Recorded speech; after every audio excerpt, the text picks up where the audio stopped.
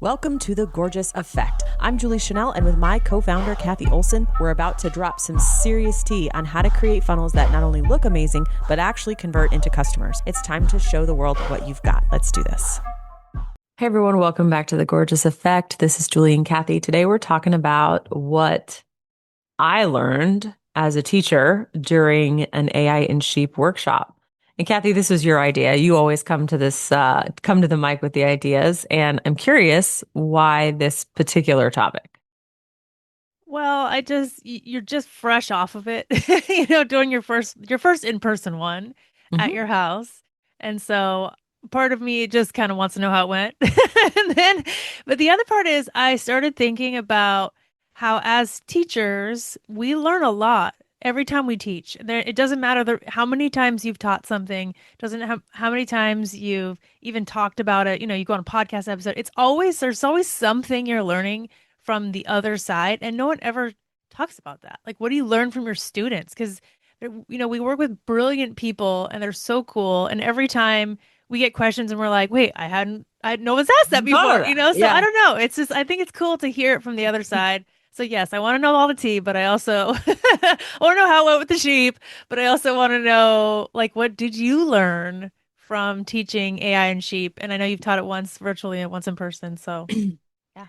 It's a great question. And my very first answer is going to be super boring, but I think it's still relevant. Whenever I teach AI, it uncovers how disorganized people are.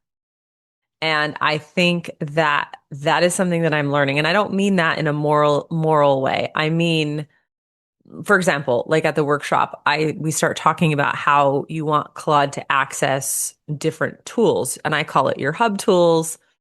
You can call it your connectors. Sometimes I even refer to it as a filing cabinet. And the very first question is, well, I have two Google Workspace accounts. I have two Google Drive accounts. I have, so even the most basic question of like, okay, I get one connection to Claude, to Google, now sort of throws them into an existential crisis of, well, which Google Drive do I choose? And a lot of people have even more than two. And I'm learning that every time I go to teach AI, there's this whole organization infrastructure underneath. The people Interesting. that have all their data kind of organized and their systems organized latch on very quickly. And if you don't, it's like, well, crap, I can't even do this yet because I got to figure out which Google Drive I'm going to use. And that was a big, big aha moment for me. There's a step zero in there, but it's fascinating. It's like then you even realize how much more you needed this, that you were just working on vibes, like how did I even keep this in my brain before, how did I even do anything? So, but then I think that that's a bigger opportunity to get more organized, be even faster, right? Those people are going to get even more out of it than the people who are already a little bit organized, right? Exactly. And I think that's one of the reasons why we decided to do a business intelligence series in Funnel Gorgeous, because I have started to uncover this problem. And business intelligence as a field has been around for a while. And like in the days that I worked at ClickFunnels, they actually hired like a BI team, and their job was to dig into the data and kind of find things. But you had to hire like data scientists and research and engineers and all that. It was expensive. Most companies don't have BI teams. And depending on when you're listening to this, we either did or are doing a business intelligence workshop and we call it the BI before AI. AI is only as good as the data you give it. And if you are not even remotely organized on what tools you're using, what filing cabinets you're using, what structure you're using, you are not going to be able to build any infrastructure whatsoever until you get organized.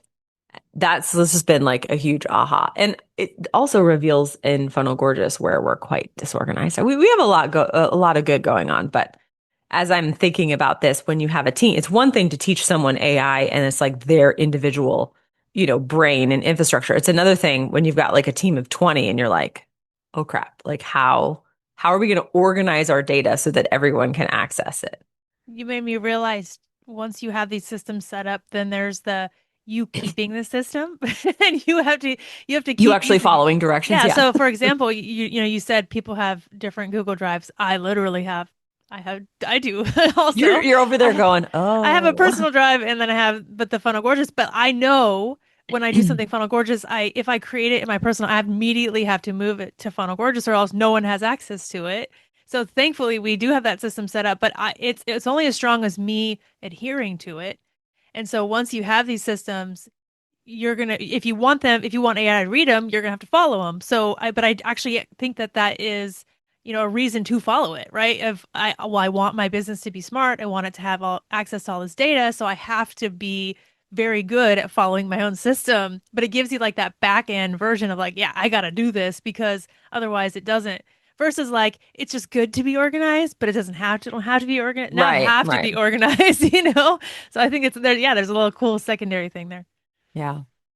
Another thing that I learned is that, and I don't know that it was a new revelation for me, but watching it play out in real time was kind of interesting. We were talking about how Claude can give you really customized answers if you are connected in all these different ways versus generic prompting. And I was showing people like Claude in 1D format, one dimensional versus like four dimensional or five dimensional and all these different dimensions of depth that you can get out of it. And there was one workshop attendee who was blown away by this. And she said, "Oh my gosh, like Claude found a lost lead in my inbox. It crafted an amazing email, very like specific. It leverages my second brain, all this stuff." And I said to her, I forgive me if you guys have heard me say this because I think I said it on another podcast. I said, "Well, go ahead and send it." And she's like, "Well, it needs to be tweaked a little bit." It was like one of those like win back emails. And I said, "Okay." And I dropped it. And then an hour later, I said, "Did you send it?" She's like, "Well," and I had this moment of like, AI can find your lost leads, can customize your emails, but you still have to hit send and you still have to face rejection or possible like a yes or a no, whatever you're more scared of. And it is that reminder that AI can't really solve all business problems if those business problems are nervous system Are mindset you? problems. Yeah, yeah, we did that. Yeah, we did that podcast episode of like, am I the problem? Hi, Uh, it's me. Yeah. Yeah, so that's super interesting because I do think, but again, now at least you don't have anything else to blame it on. At least you're clear. It's like it's the other side of business intelligence to recognize when it's human intelligence issues. Like, okay, and this is me not wanting to be vulnerable or ask for the sale or whatever. At least I think for me, I love with problems, I just want to know what the problem is. Mm, I don't care. And if it's a challenge, that's fine, but at least I know what the problem is. I think the worst place to be is to go, I don't know what to do, or I don't know, like at least you yeah, have a step forward. that's true. Another thing I learned this week was that people bring assumptions to their AI work. And I was demoing a specific skill, and I had everyone in the room use the skill and generate a difficult, like existential question, deep, deep question, if you will. And they ran the skill and it was really cool. It's the LLM Counsel skill by Andrew Karpathy, if you've heard of it. And people were like, "Wow, wow, wow." And one person in the room said, "Mine hallucinated." The whole answer it was like 21,000 character response. And this client said it hallucinated the entire time. And I was so surprised. And I said, "Well, what do you mean?" And they read the first line, and the first line basically said that every single AI council member, arrived at the same conclusion, which was the premise of the question was wrong. And that was the first line. And this client had read that first line, did not like what it said, and then told everyone that it hallucinated. And what then transpired was this little sparring debate between me and this client. And I do have to say they were very good at like sparring and debating. It was a little like I was nervous, like did I offend them? It was a moment. And I said, "Well, I don't think the AI is hallucinating." And I said, "I've never seen this particular skill hallucinate before." And they said, "No, look at what this first line is. They're saying the premise of the question is wrong." And I said, "Well, what was your question?" And they gave me the question. I said, "Well, maybe the premise of your question was wrong." And the person looked at me and said, "There's no such thing as a wrong question." And I said, "Well, okay, maybe, but have you read the entire response yet?" And this client said, "No, I haven't." I said, "Well, you're making a judgment based on one sentence of what the AI said that you didn't like. Why don't you read the whole thing and then let me know?" And they did. And then they came back and they said, "Oh my gosh, this response was so cool." And I thought, wow. Number one, willing to like recalibrate their response. But it was an interesting moment watching someone sort of get triggered, if you will, by an AI response, determining that it was a hallucination. And I was really curious, had we not had that little sparring, had that client not gone and actually read it and like had an open mind and be willing to like update their idea, maybe they would have missed out because that client came back and said, "This was amazing. Like there were so many good ideas here." And I thought, well, that's interesting. And it made me realize how much AI could be the same for all of us, but how we're interpreting it could really change how AI actually works in our life and business. Interesting, because yeah, when you said it hallucinated, I was like, "What is that? What do you mean?" Like, Exactly. That was my I was same like, "What do you question. mean it hallucinate?" Like, because how could it hallucinate just in a first line if it's saying things that aren't based on the data? But if it's like looking at all the things, it's like, well, what do you mean? So it's interesting that their interpretation of hallucinating was like invalidating what they were asking or whatever, but I wouldn't consider that a hallucination. So it's interesting. Yeah, like immediately I was like, what do you mean? I Just don't the interpretation of the human behind the AI. Like, right. Yeah, and so it's also like there's one thing for it to be wrong, like it's actually wrong, like I don't agree with it. And then there's hallucinating, right? Like so that's where I'm like if you don't agree, that's totally fine, but hallucinating is a totally different thing.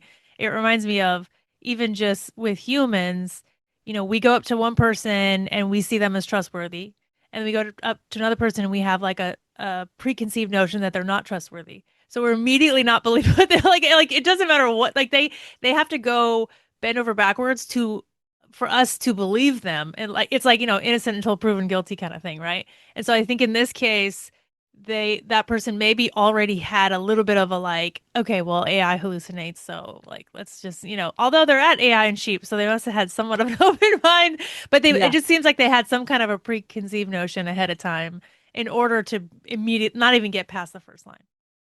Yeah, it's like the communication when I say something and then you don't hear, like I say something and I intend it and then you hear it and you interpret it completely differently. Yeah, That's happening in AI too. yeah, It yeah, made me think about all the noise around AI. If like you go on X or you go on Facebook and you hear someone like, "Oh, it spun up 64 agents and I did this and I've got this agentic workflow," and they're saying all this stuff and we're interpreting it. If you're someone who's like not super AI savvy, you're hearing this and you're going, "Holy crap, like what are they doing?" Like I don't understand, they're so far beyond me. But if you start to dig deeper, maybe what's actually happening is a lot easier than you think, but just the way they're communicating it sounds more complicated. And I have been learning, and I didn't actually learn this in AI and Sheep, but I have been learning when people talk like that, uh, I don't assume that I don't understand. I just think, okay, there's just something I'm missing. Let me dig deep. And what I come to find out is that a lot of what people are saying is pretty common sense. They're just using like big words and like complicated tools. And it's really not as hard as you think, which should give people hope if they want to learn more about AI.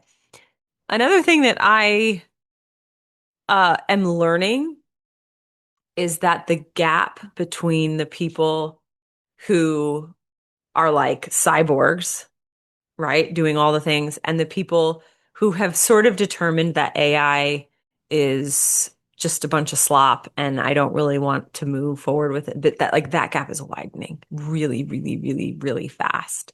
It feels like species evolution, right? It feels like there are people that are going to like live on a different playing field than others. Now, nobody at AI and Sheep would be in that category because they Right. clearly want to learn AI, but it feels like the language barrier is getting stronger every day. Hmm. The cyborgs versus the unplugged. The normies, yeah.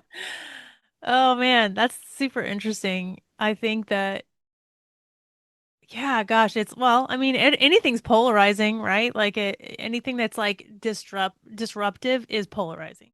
And it's almost like people are being asked to pick a side. They're like, Are you pro AI or are you anti AI? Are you going to use it or not going to use it?"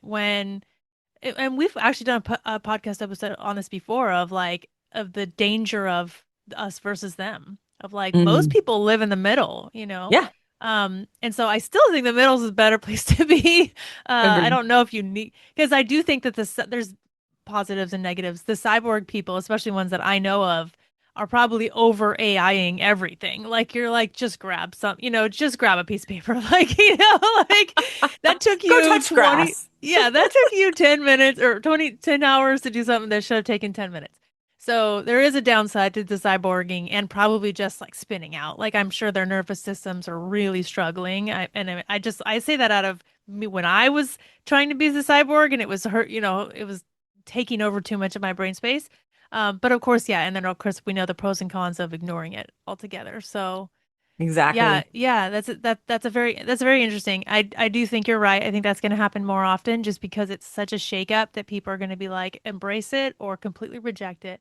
But I'm going to happily be in the middle, hopefully, Me staying in too. the middle. And I think that's the gap that we are filling and that want to continue to fill is the gap between you don't really want to like ignore AI, but maybe you're just not willing to go cyborg level, but you need enough that you can like communicate with the cyborgs, or right, you can be in an AI first world. And that's sort of where I've landed as well. Another thing that I'm learning is how little people, and this kind of goes back to the first point about organization, how little people really understand their own workflows. Because one of the things that I suggest is like problem first, right? Come up with a problem and then let's use AI to solve that problem. And people don't even really know what their problem is. They'll say things like, oh, which we see this all the time when we build offers, right? They'll say, well, I just don't have enough clients. Okay, but what's the actual problem? Is it when I go into Instagram, nobody pays attention to me, or I don't know what to say in my email inbox when someone responds? If you cannot articulate what your problem is, you're just going to get lost. And I had one person in the room who has quite an elaborate workflow of like all these things, but she was having a hard time, like even starting to build an AI workflow because she could not drill down, like what was the first step. And then, we talked it back and she's like, oh, well, the first step is this. Then all of a sudden it like clicked. I was like, well, build a workflow for the first step. She's like, but that's not really the biggest problem. I said, yeah, but if you don't build like individual workflows, you're going to get yourself all turned around. It's Again, it's organization, yeah, but it's also systems thinking. Instead probably. of thinking linearly versus I don't know, cloudly, like floatingly. I don't know Loudly? what's That's the amazing. opposite of linear? Circular? I don't know. Yeah. Like because I think a lot of us, especially there's a whole Enneagram type that's like the intuitive, Mm. like gut people. I think gut people, emotional people really struggle because we work on vibes, Yeah. So we're like, there's no SOP. What's an SOP? Like here's what I feel like doing, so I'm gonna start doing that, like that. Or step one is whatever I feel like doing first, like versus Yeah. step one logically. Yeah, so there's like, yeah, the emotional and gut people are like, I'm just gonna start it. And then the logical, analytical system thinking people are like, what's the first logical step? What makes the most sense? What is the fastest? What is the most streamlined way of doing it? So then you're like, oh, okay. So those people already have those systems built. So yeah, I think but I do think that the emotional and gut people it really really helps when they do have a system Hmm. It's like just learning about like neurodivergence and stuff, like with our kids and everything, raising kids, like of like actually having systems regulates their nervous system, and so you would think that kind of they want to be able to do whatever they want to do and they can just kind of, float around, but it's not really that way. They actually feel so much better with a system. So Yeah. I think it's good for people who don't have systems to make yourself have a system.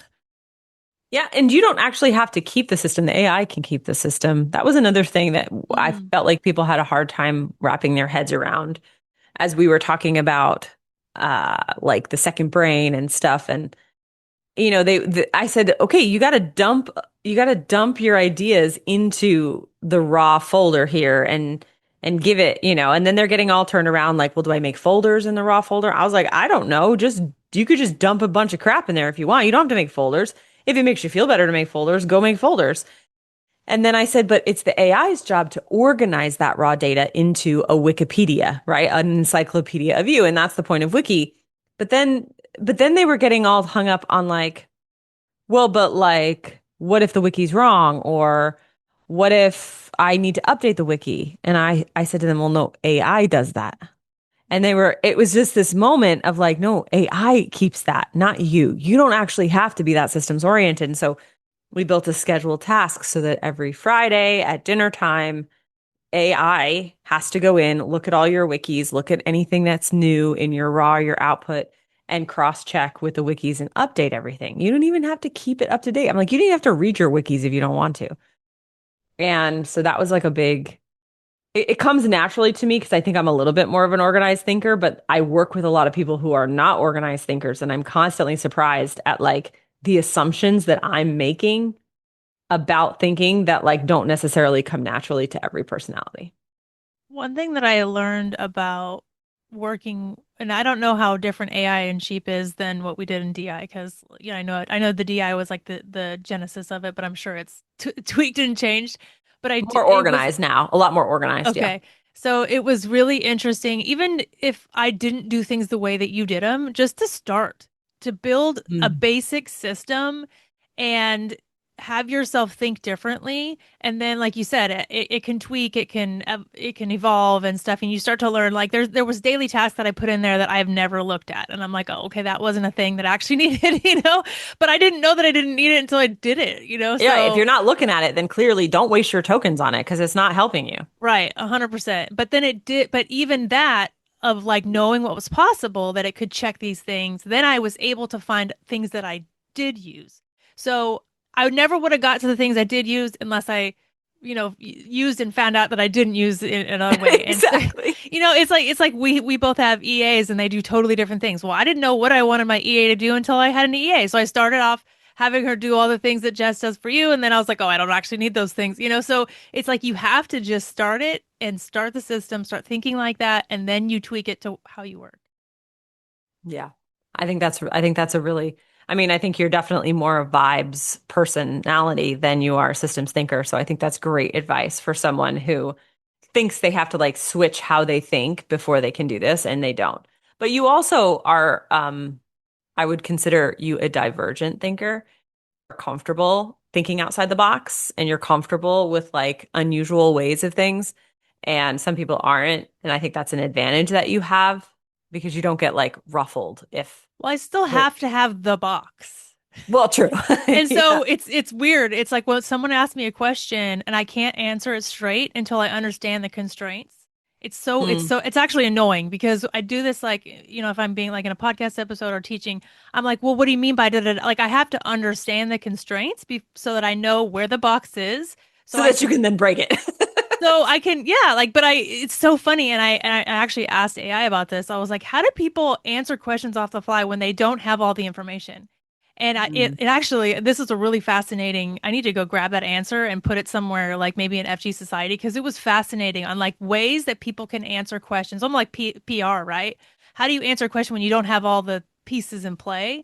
And Hmm. it was like you had one option was like pick a way to say, pick a like you choose a lane, or or you choose the goal, whatever. There was all these options, but it did make me realize that I like knowing what the box is. So this is why I do work well with AI is like I want to have all the information at my fingertips and then I make the decision and then I'm in control of the information. So Yeah.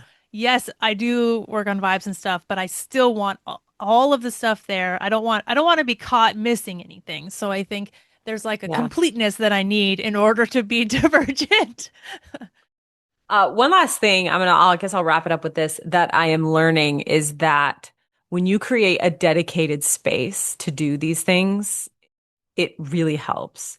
Because if you're in your daily flow and routine and you're waking up and there's 700 Slack notifications, your brain is not in the like, hey, let me build a system type mode. It's in a very react, put out fires type of mode.